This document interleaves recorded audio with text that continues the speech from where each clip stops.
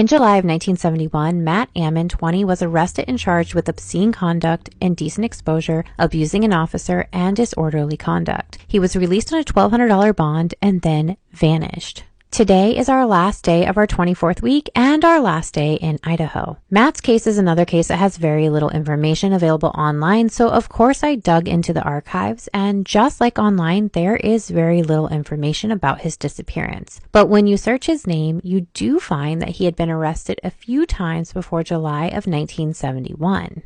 The Charlie Project states that he was known to hang out with a rough crowd, and in 1969, Matt and another male would be arrested for stealing a bucket of coal, which they told the officers they were using to warm their home. Both boys would additionally be charged with encouraging delinquency of minors because two 17-year-old girls were found in the car with the men that were driving around the stolen coal. They pled innocent to this charge and were released on a $100 bail. The last known sighting of Matt was in Pocatello, Idaho on August 11, 1971, after he was arrested for the disorderly conduct, where he would spend a few weeks in Bangkok County Jail before being released and then vanishing. They do not have much information beyond that because he wasn't reported missing till over 40 years later. Investigators say that at the time he disappeared, he was known to be hanging out with a rough crowd and involved in drug use. His case is classified as missing and it still remains unsolved. At the time of Matt's disappearance, he was 20 years old,